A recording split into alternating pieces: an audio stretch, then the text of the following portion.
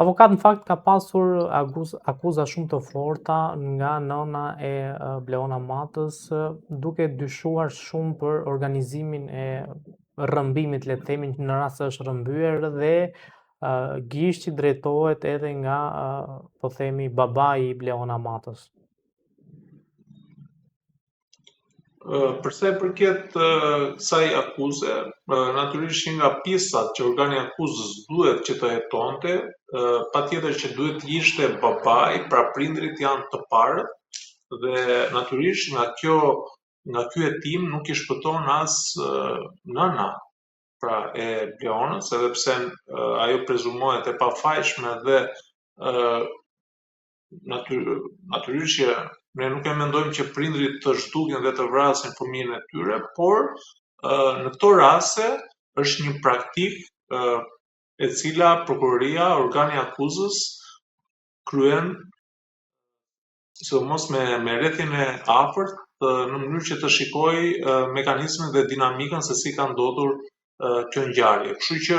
i takonte prokurorisë që ta zbulonte,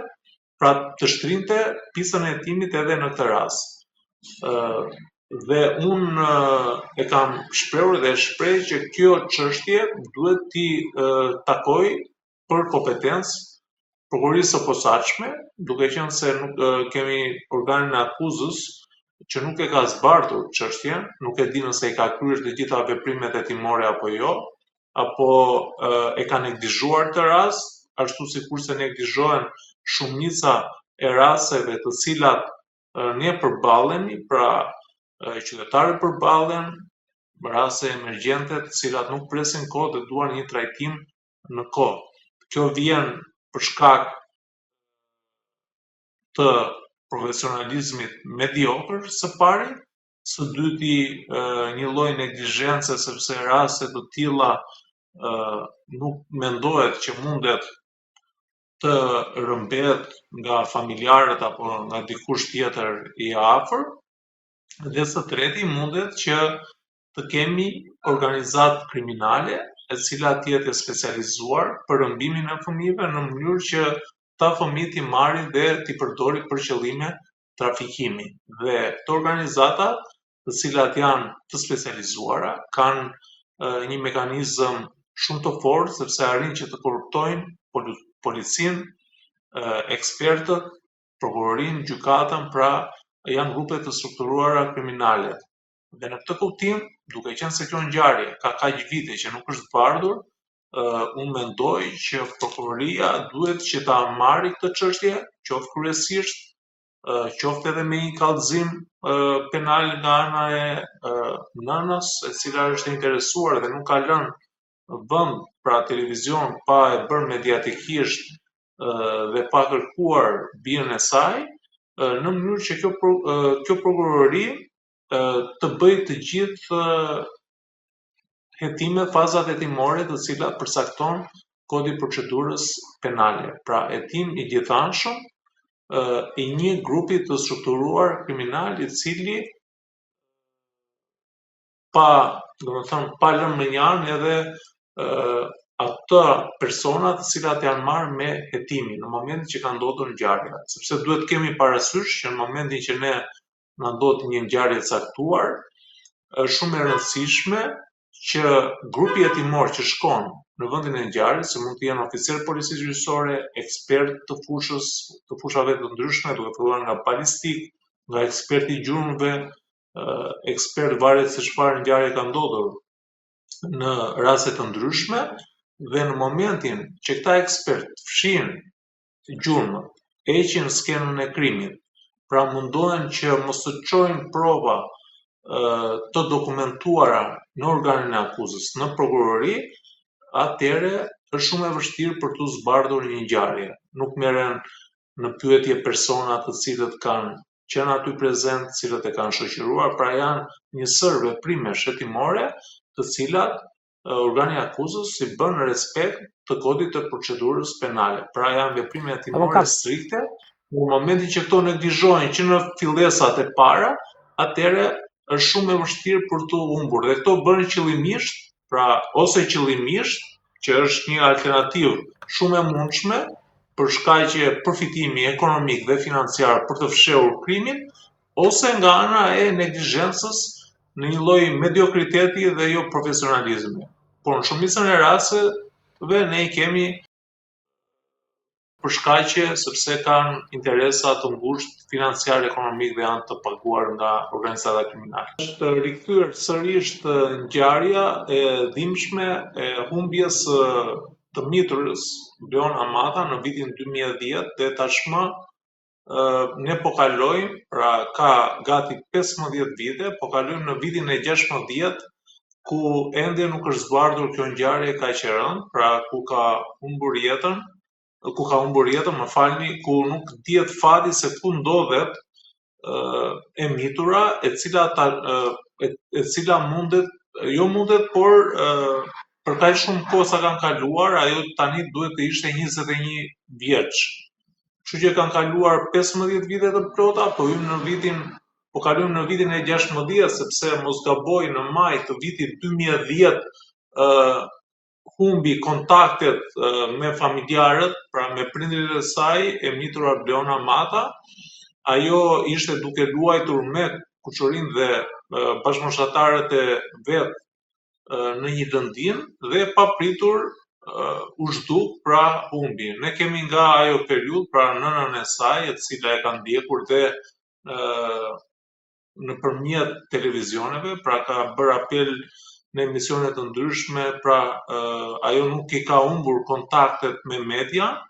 por nga ana tjetër është e zhgënjur sepse thotë që kanë kaluar kaq shumë kohë, ndërkohë që kjo çështje akoma nuk është zbardhur. Dhe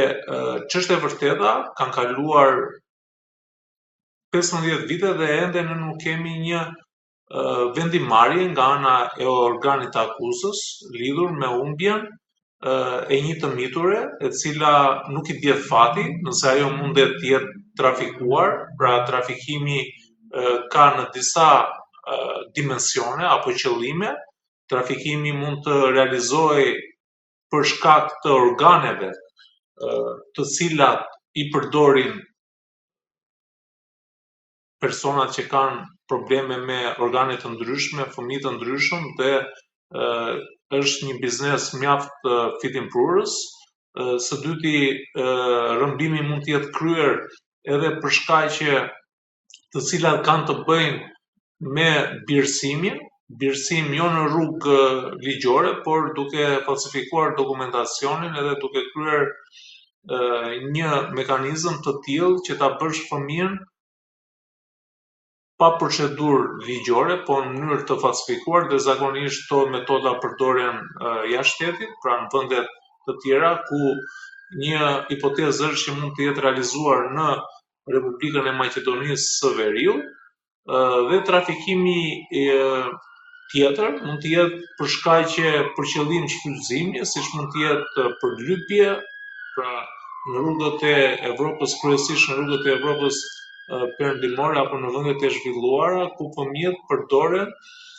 që të mbledhin të ardhura në semafor apo në qendra tregtare dhe në rrugët e Evropës, dhe qëllimi tjetër i trafikimit mund të jetë edhe për arsye seksuale, që do të thotë të mitur, të cilët shfrytëzohen, abuzohen seksualisht nga njerëz të cilët kanë probleme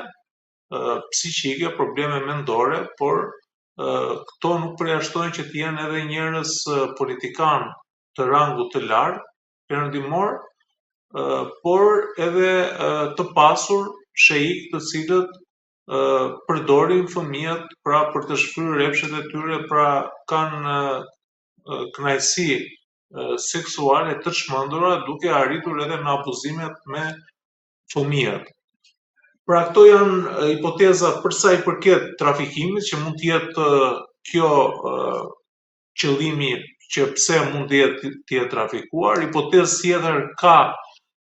lidhur me zhdukjen, pra mundet që ta ketë zhdukur dikush i cili është ndier i rrezikuar, sepse Bleona mund të ketë qenë e pranishme në një ngjarje të caktuar, siç mund të jetë në një marrëdhënie dashurore, dhe për të humbur në mënyrë që ajo mos të fliste, pra që mos të komunikonte, mos i thoshte dikujt, dhe zakonisht këto ndodhin në zonat e izoluara dhe në zonat rurale, ku në pamjet parë ata pra banorët, qytetarët, të cilët banojnë në këto zona kanë nderin, pra nderin që do të thotë kur ka një marrëdhënie dashurore, ato e kanë shumë tradit nga ana formale, por natyrisht që ka edhe ngjarje të tilla dhe dyshohet që ndoshta një nga prindrit apo ndonjë afërm tjetër mundet që të ketë qenë Bleona aty prezent, dhe për të shkak ato mundet ta kenë zhdukur, mundet ta kenë qelluar që mos të tregoj. Pra ka shumë hipoteza të cilat mendoj organi akuzës i ka ngritur në momentin që hetohet një ngjarje. Pra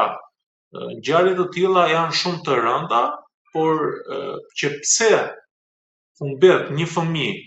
kur është duke luajtur me bashkëmoshtarët e tjerë, dhe të tjerët nuk humbasin, që do thotë nuk shkojnë në shtëpi dhe kthehen, ndërkohë që kemi Bleonën e cila nuk gjendet. Pra besoj që organi akuzës duhet që ta ketë shtrirë, le të themi, në këto hipoteza hetimin e tij. Mundet shkaqet e humbjes apo të zhdukjes së saj, mundet të jetë që edhe bashkëmoshtarët mes njëri tjetrit mundet që të jenë goditur, të jenë zënë, dhe për mos të sjellë probleme, pra ajo mundet të ketë humbur edhe jetën. Pra, kështu që i takonte organit akuzës që ta shtrinte në këto plane dhe mos ta mbyllte çështjen, të arkivonte ai shpejt, sepse kemi të bëjmë me një fëmijë të mitur, pra me një jetë njeriu, me një qenie të pafajshme, dhe tjetra është shumë e rëndësishme që organi akuzës në momentin që merr kallëzime të tilla, në momentin që ndodhin ngjarje të tilla, duhet të shkojë menjëherë në vendin e ngjarjes me ekspertët e saj, të cilët të bëjnë ekzaminimin, qyrjen e vendit të ngjarjes, tabulatet telefonike të familjarëve, të afërmëve, të prindërve të fëmijëve,